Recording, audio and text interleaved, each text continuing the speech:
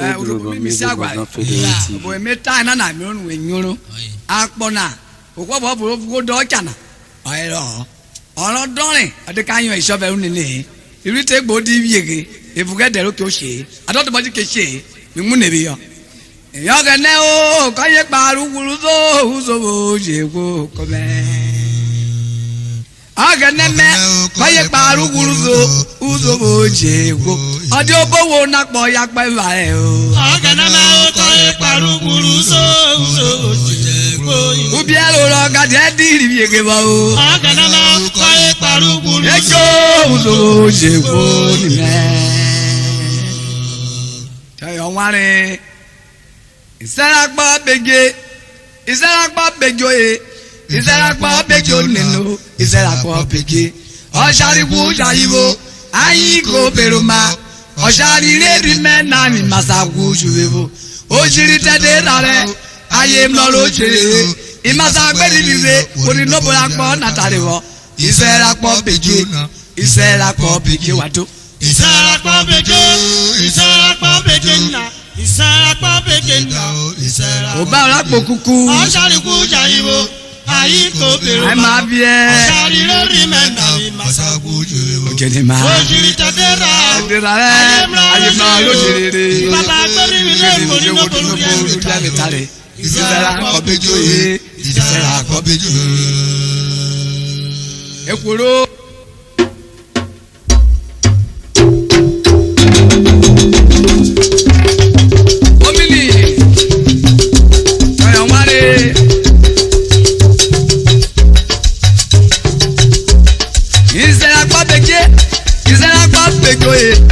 Isarakpa beje nenu, Isarakpa beje. Oshari wuja yiwo, ayi go beroma. Oshari rebi mena, imasa wuju rebuwa. Oshiri tadera, aye mloro jerere. Imasa gberi vive, oni nobo akpo natarewo. Isarakpa beje, Isarakpa beje. Isarakpa beje, bejo nenu. Isarakpa beje na Isarakpa beje ma. Oshari kuja iwo, Okujaribo, ayi go beroma. Oshari rebi mena, wuju rebuwa. ojiri tadera. Tadera re aye mloro jerere. Imasa gberi vive, oni nobo akpo natarewo.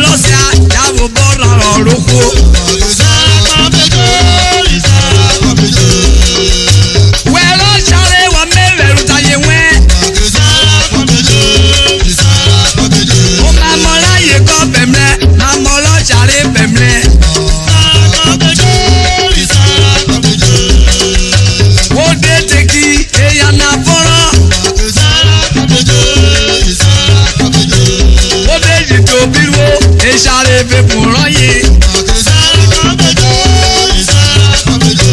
ó máa mọ́ sáré bẹ̀mílẹ̀ ọmọ aráyé dé bẹ̀mílẹ̀. akọni yẹn náà ó kọ́kọ́ mẹ́rù tó kú ó. eru ọmọ mi àmọ́ ó ìkwesí kọyọ mi àmà. ìfọ̀kìrì roro wo mi gbọ́ sàrẹ̀ rẹ̀.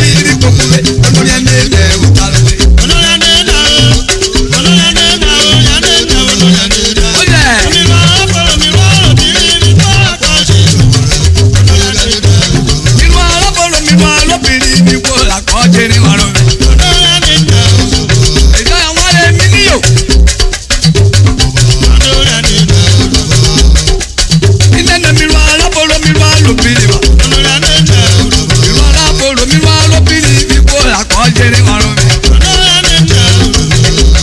Oyè ìwọ kọ́ wọ létí Fokumagba. Òjègbà ọ̀fi gbukú òròkù. Nínú wọ́ra èkó nímẹ̀ ó bá gẹ̀nẹ́ bó bú kò mẹ́. Ìwọ̀n ọlọ́pọ̀lọ́ mi wọ́n lóbìnrin ìwọ́n lápá jèrè gbogbo rẹ̀. Àyè ráyè oyè ìwọ kọ́ madam onobere fúnẹ̀.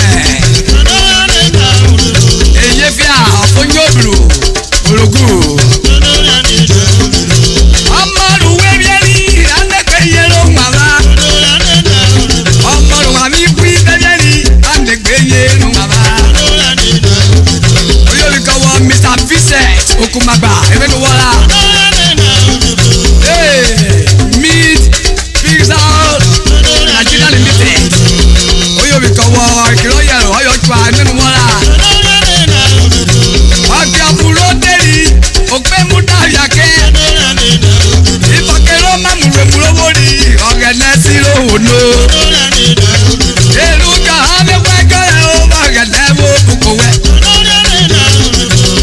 Vincent ẹ̀mẹ́nu wọ́lá Okumagba oyè olùkọ́wọ́ bíkọ́. Àyìnlówórì Mrs. Mary Okumagba ẹ̀mẹ́nu wọ́lá. Ìwọ́n bọ̀rọ̀ mi wá lọ́bìnrin ìwọ́n lápá jẹ́ ọ̀rọ̀ rẹ̀. Ìwọ́n alábọ̀rọ̀ mi wá lọ́bìnrin ìwọ́n lápá jẹ́ ọ̀rọ̀ rẹ̀. Ó ní àbúrò ẹ̀ lọ́pẹ́ kò lọ́ọ̀kì Okumagba ó sì yọ̀ mí kọ́ wọ́. The vice president Vincent ẹ̀mẹ́nu wọ́lá. Ọlọ́pọ̀ kúwé ìyọ̀nà yóò wò díọ̀. Ó ní àbúrò ẹ̀ ló tètè jọ̀ǹpù ó sì yọ̀ mí kọ́ wọ́ aléyẹ̀rù wọn business àìkú wọ̀rí. Lórí ẹni náà mọ́ lórí ẹni náà mọ́ lórí ẹni náà lágbọ́nà. Ìyòrì rẹ̀ mọ́ lẹ́rù wo bí ẹ̀jí yòmí gàgà yòmí wà kémọ̀ wọ́n. Ọlọ́pàá kò lẹ́rọ̀ blessing Okumagba blessing ẹ̀mẹ́nu wọ́lá.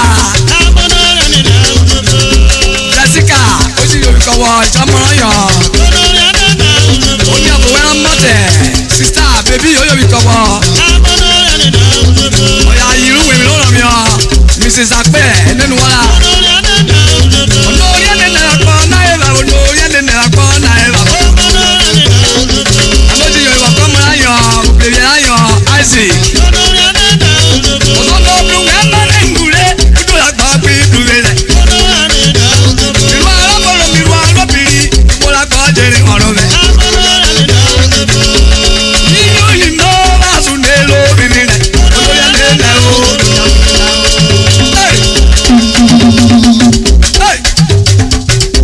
Ọ̀gbẹ́gbalẹ̀lẹ̀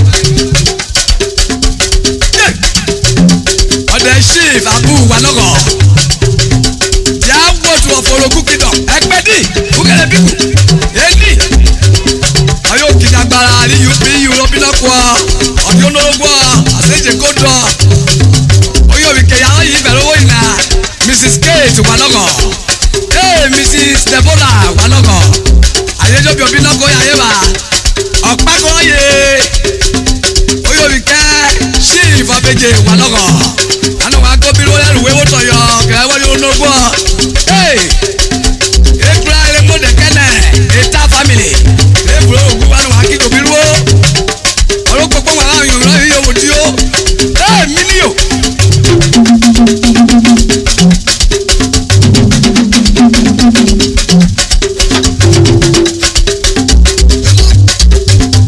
Òrògùn ẹjọ́ bíi ìwà lọ́gọ́ ní ìrìn wà méje akóbíró òpàbí pàyàrá ẹ̀ akóbíró olùkòrò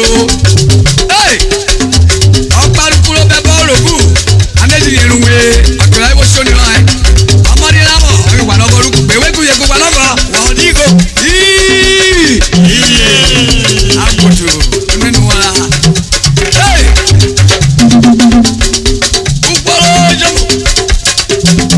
Late Mrs. Obiebi Wanogo, the Avebo of late Paramount Chief Walogo.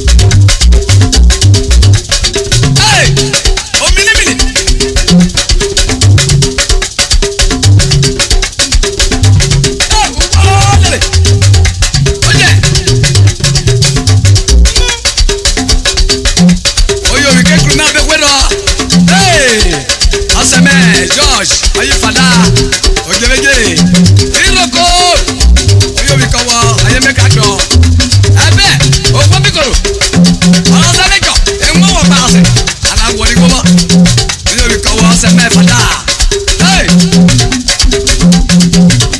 ifada yo ma ale damne ewe mu emenu wora oyo bi kowo se me olele o ayi sifobodo Mr. Edward Okuba hotel Okpama wo pe o ejo ino adaja yo woni mo ejo vine ile no inde no mena oga na fo ko yimi se mi le do ko la kona ine le pe kira di ye ko ono mde ni no la kona bo oga na ku mu da kebe mi le do ko la kona uro bo ma ko la mi ero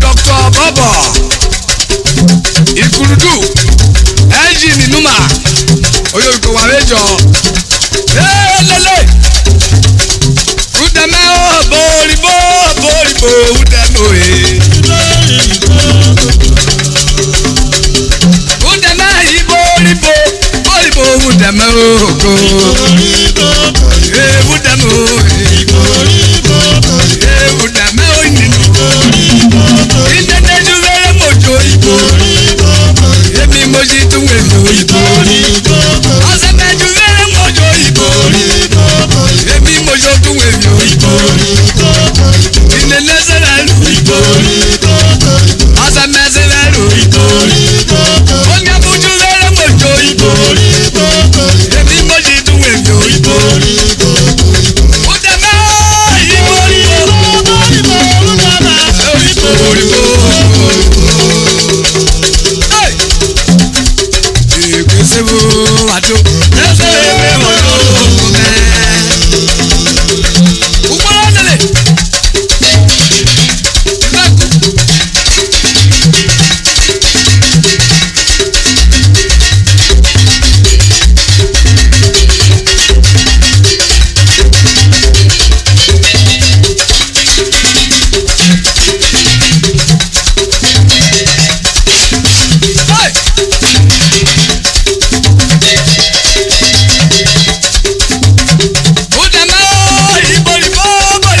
udeme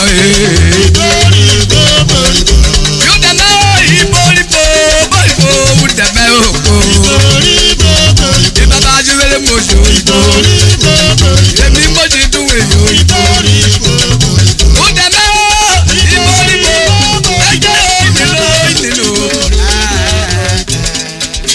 Subscribe to our YouTube channel for more Old Rebel Sounds updates and also share this video to our robot worldwide.